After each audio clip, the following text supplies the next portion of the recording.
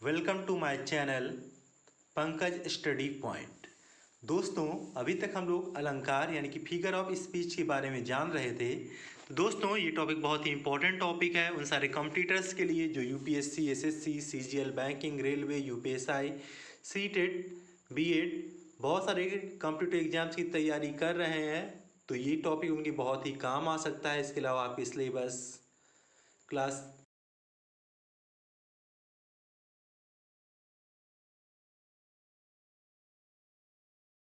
अलंकार, जहाँ पर हम लोगों ने अलंकार क्या होता है, अलंकार के क्या भेद होते हैं, शब्दालंकार, अर्थालंकार और उभयालंकार।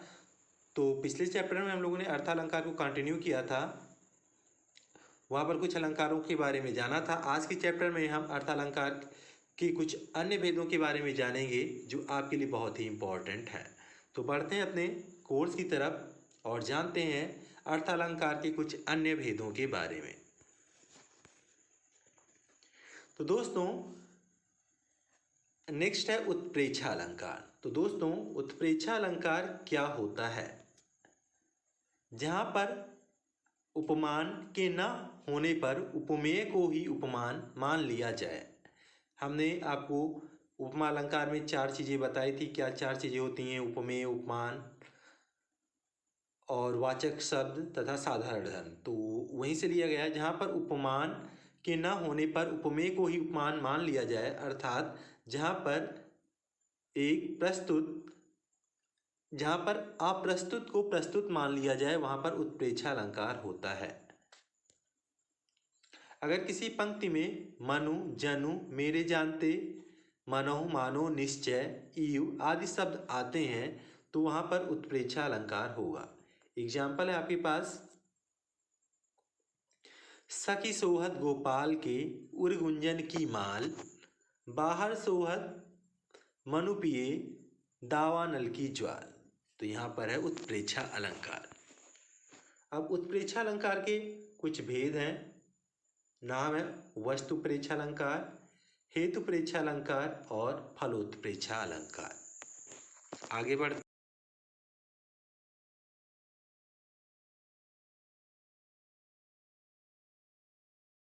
प्रेक्षा, जहाँ पर एक वस्तु में दूसरी वस्तु की संभावना की जाए, वहाँ पर वस्तु प्रेक्षा होता है।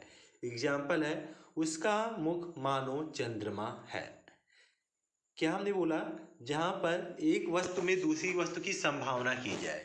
तो यहाँ पर क्या संभावना हो रही है? उसका मुख यानी कि उसका जो फेस है या मुख है मानो चंद्रमा है। तो यहाँ पर वस्तु प्रेक्षा है। आगे है हेतु प्रेक्षा। जब किसी कथन में अवास्तविक कारण को कारण मान लिया जाए तो वहाँ पर हेतु प्रेक्षा अलंकार होता है। एग्जाम्पल है आपके पास, प्यू सो कहो संदेशड़ा, हे भौरा के काग, सो धनी विहरी, जरिमोई तेहिक धुआं हम लाग। यहाँ पर कौवा और भ्रमर के काले होने का वास्तविक कारण विरहणी के विरहाग्नि में जलकर मरने का धुआं नहीं हो सकता, फिर भी उसे कारण माना गया है। अतः यहाँ पर हेतु प्रेक्षा अलंकार है, यानी कि अवास्तविक कारण को ही कारण मान लिया गया है। अगला है फलोत्प्रेक्षा। जहाँ अवास्तविक फल को वास्तविक फल मान लिया जाए, वहाँ पर फलोत्प्रेक्षा होता है। एग्जाम्पल है, नायिका के चरणों की समानता प्राप्त करने के लिए कमल जल में तप रहा है। यह कमल का जल में तप करना स्वाभाविक है। चरणों की समानता प्राप्त करना वास्तविक फल नहीं है, पर उसे मान लिया गया है। अतः यहाँ पर फलोत्प्रेक्षा है।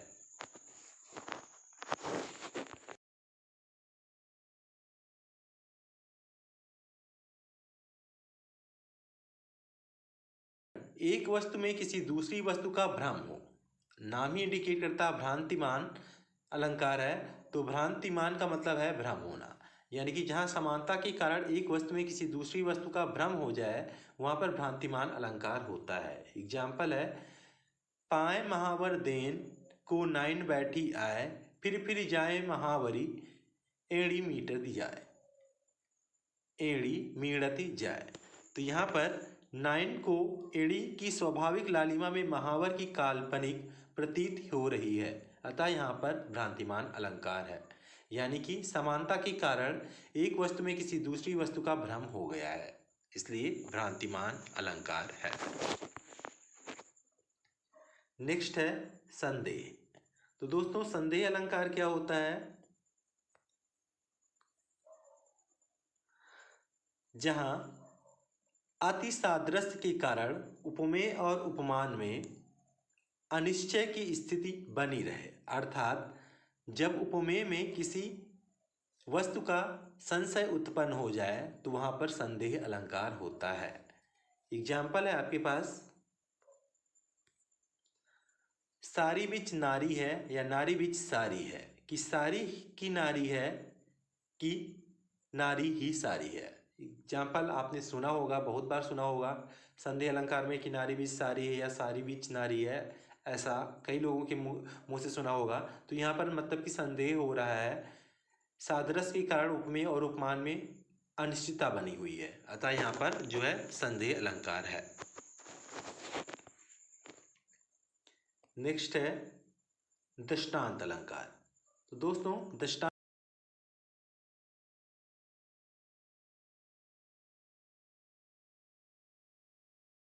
है वहां दृष्टांत अलंकार होता है।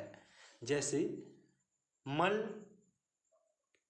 मलिन तन सुंदर कैसे, विसरस भरा कनक घट जैसे।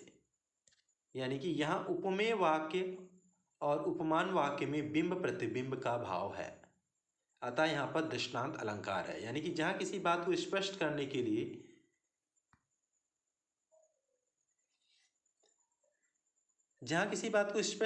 सादृश्य मूलक दृष्टांत प्रस्तुत किया जाता है, वहां पर दृष्टांत अलंकार होता है। एग्जाम्पल आपको समझ में आया होगा, मलिन तन सुंदर कैसे, विसरस भरा कनक घट जैसे।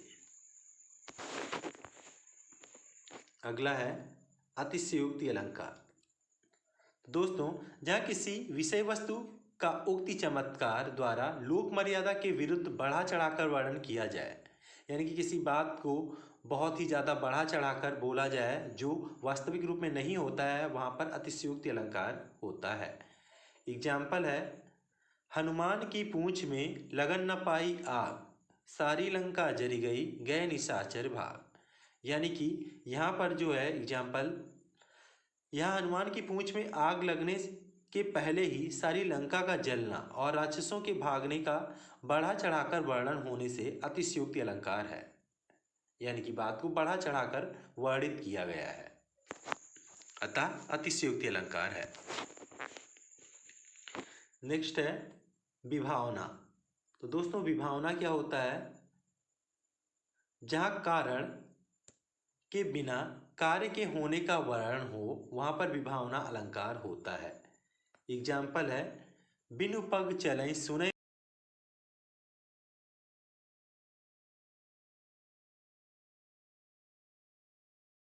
बिनु बानी वक्ता वड़ जोगी।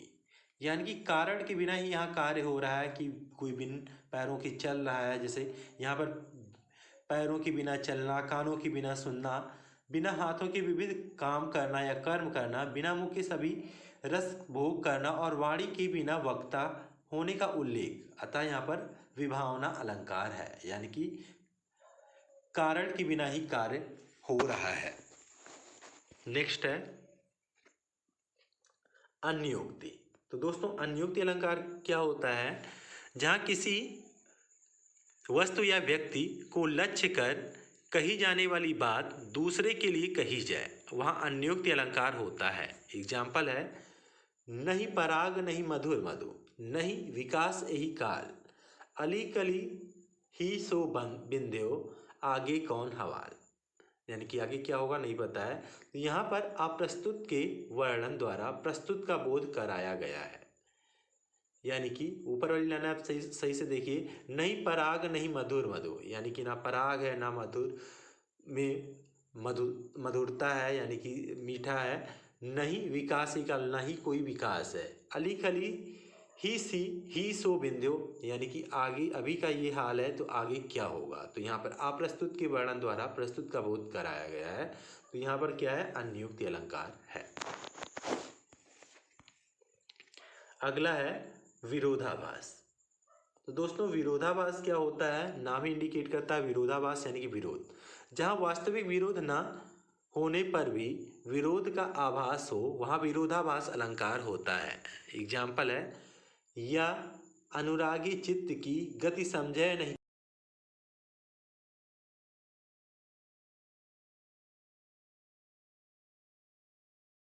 श्याम देखा और उज्जवल देखा, जो दोनों एक दूसरे के जस्ट अपोजिट हैं। तो यहाँ पर श्याम मतलब काला रंग में डूबने से उज्जवल होने का वर्णन है, अतः यहाँ पर विरोधाभास अलंकार है।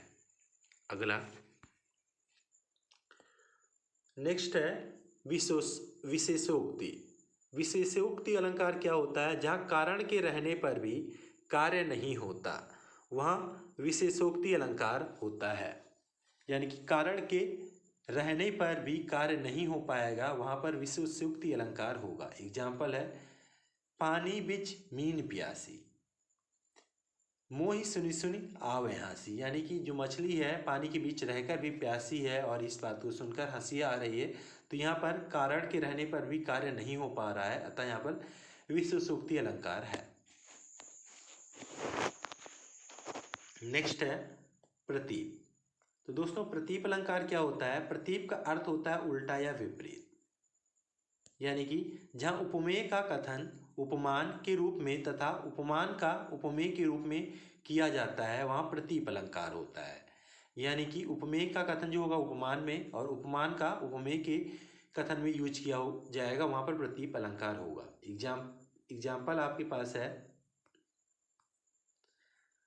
उतरी नहाए जमुन जल जो शरीर सम श्याम। दोस्तों यहाँ यमुना के श्याम जल की समानता रामचंद्र के शरीर से देकर उसे उपमेय बना दिया गया है, अतः यहाँ पर प्रतीप अलंकार है। नेक्स्ट है अर्थांतरन्यास। तो दोस्तों अर्थांतरन्यास अलंकार क्या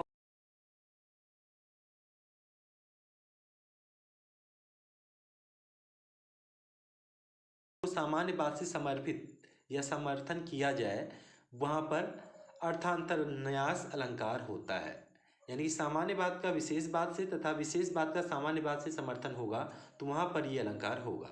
एग्जाम्पल है, सबय सहायक सबल के को न निबल सुहाय, पवन जगावत आग को दीपहि देत बुझाए। तो यहाँ पर सामान्य बात का विशेष बात से तथा विशेष बात का सामान्य बात से समर्थन हुआ है। यानी कि सबय सहायक सबल के, यानी कि सबल यानी कि जिसके पास बल हो उसके सभी सहायक हैं। को न निबल सुहाय, यानी कि निर्बल का कोई साथी नहीं है। पवन जगावत आग को, यानी कि जो पवन है यानी कि हवा वो आग को जगाती है, दीप ही देत बुझाए और दीप को बुझा देती है, अतः यहाँ पर अर्थांतरन्यास अलंकार है। नेक्स्ट है उभयालंकार। तो दोस्तों उभयालंकार क्या होता है इसे आप जान लीजिए। उभयालंकार हमने स्टार्टिंग में चैप्टर के बताया था, ये दोनों अलंकार का मिला जुला रूप है, यानी शब्द और अर्थालंकार का। जो शब्द और अर्थ दोनों में चमत्कार की वृद्धि करते हैं उन्हें उभयालंकार कहते हैं। इसके दो भेद हैं, पहला है संकर, जहाँ पर दो या दो से अधिक अलंकार आपस में नीर क्षीर के समान सापेक्ष रूप में घुले रहते हैं, वहाँ पर संकर अलंकार होता है। एग्जाम्पल आप देख लीजिए, नाक का मोती अधर की कांति से, बीज दाड़िम का समझकर भ्रांति से, देखकर सहसा हुआ सुख मौन है, सोचता है अन्य सुखिया कौन है। यानी कि इस तोता ये सब देखकर सोच रहा है कि दूसरा तोता या सुख कौन है। तो यहाँ पर दो या दो से अधिक अलंकार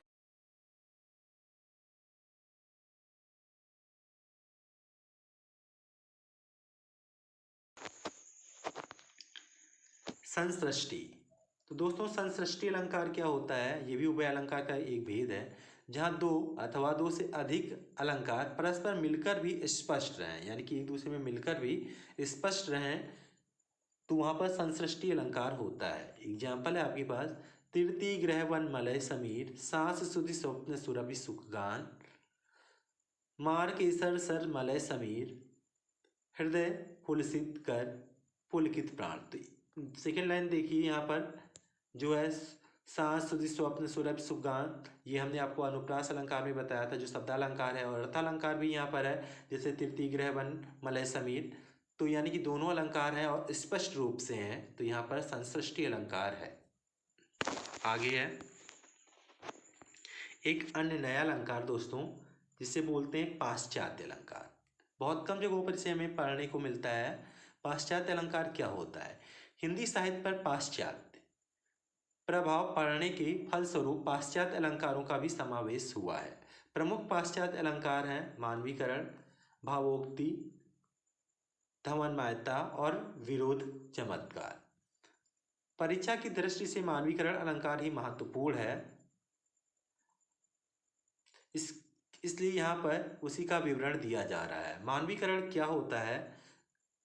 जहाँ प्रकृति, पदार्थ अथवा अमूर्त भावों को मानव के रूप में चित्रित किया जाए, यानी कि निर्जीव चीज होगी या प्रकृति पदार्थ होगा, उसे ऐसे वर्णित किया जाएगा जैसे कि वो सजीव हो, तो वहाँ पर मानवीकरण अलंकार होगा। एग्जाम्पल है आपके पास, दिवसा